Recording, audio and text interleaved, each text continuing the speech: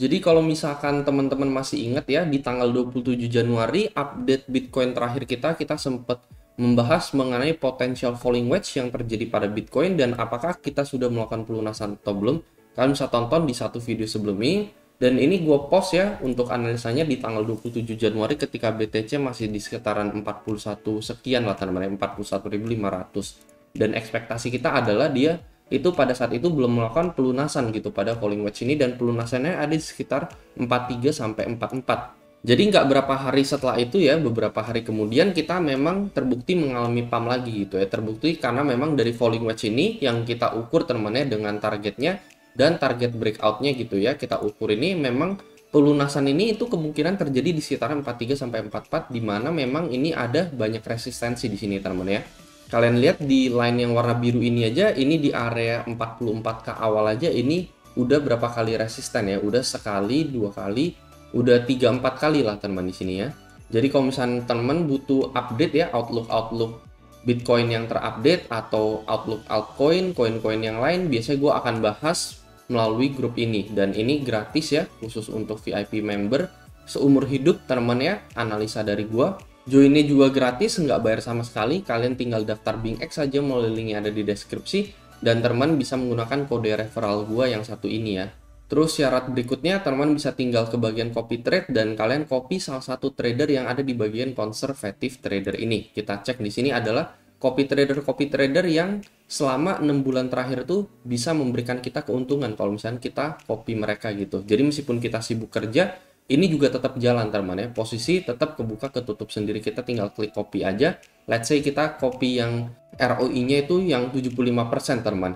Jadi ini cukup stable ya, kalian lihat ini grafiknya naik konsisten terus. Jadi kalau misalkan sedari awal kita invest 1 juta, kita copy trader ini dengan aset kita 1 juta, sudah memberikan kita profit 750.000 dalam 6 bulan.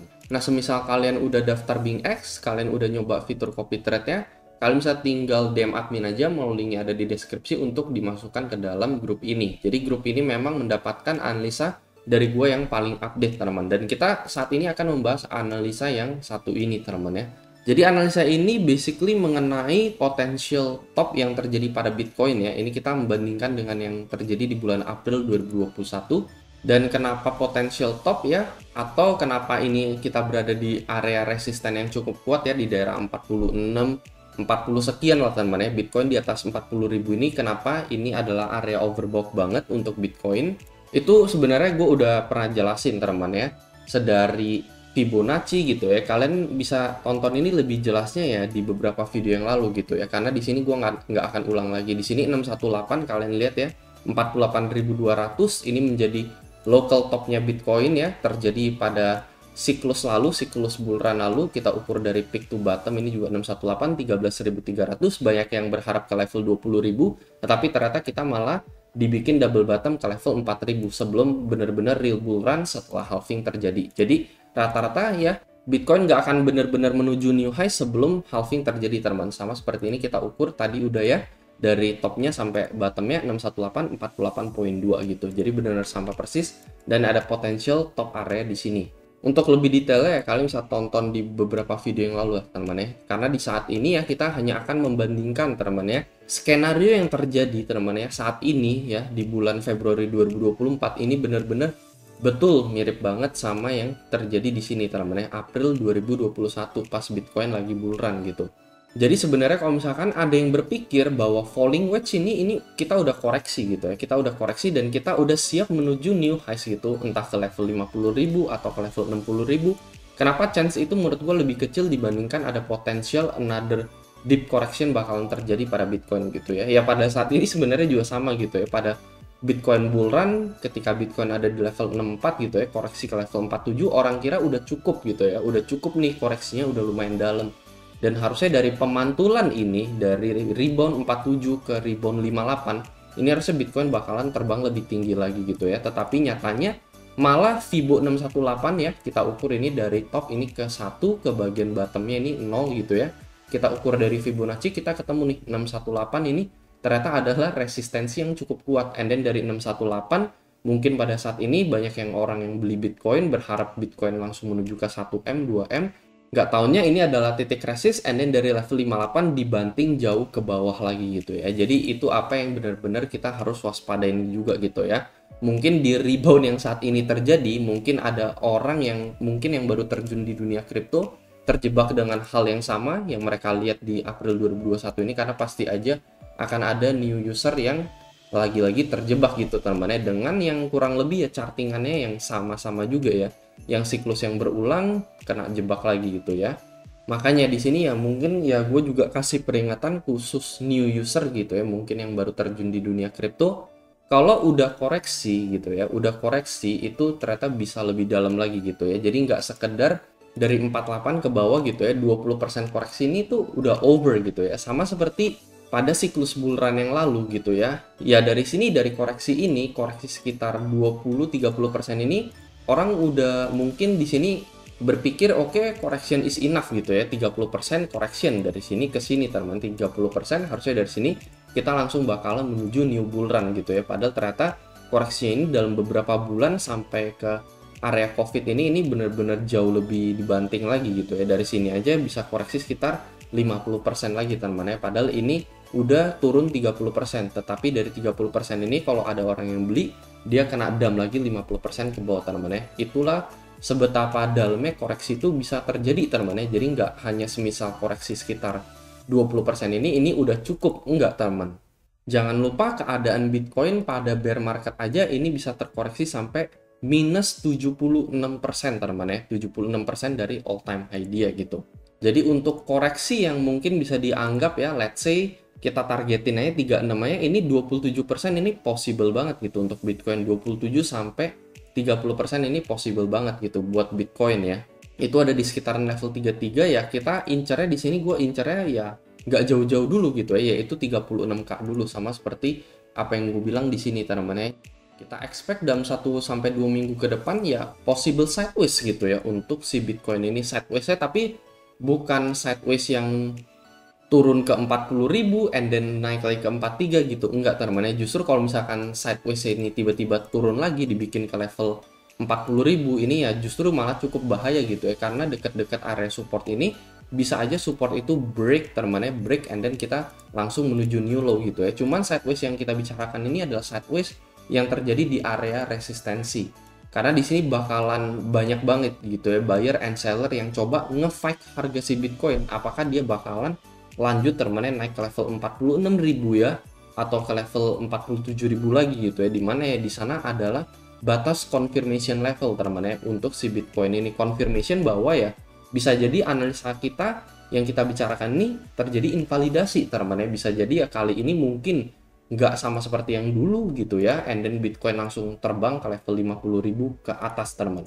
Itu bisa juga gitu ya, kita sekali lagi tidak menutup kemungkinan dua skenario. Cuman kan kita sebagai trader ya, kita sebagai analis ya, kita lihat yang probabilitasnya lebih besar yang mana aja gitu ya untuk saat ini.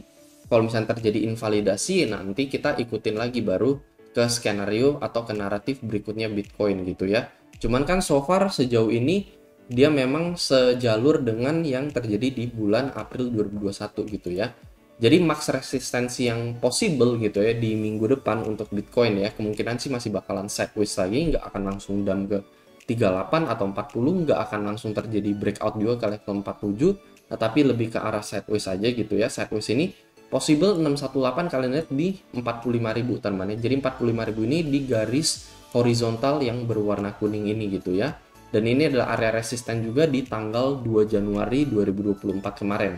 45K sebagai area maksimum rebound daripada falling wedge yang satu ini teman-teman ya. Jadi ini adalah area pelunasan juga, meskipun kita nyentuh 45 atau 44 ini masih dalam kategori area pelunasan gitu ya, sama seperti ini gitu teman-teman ya.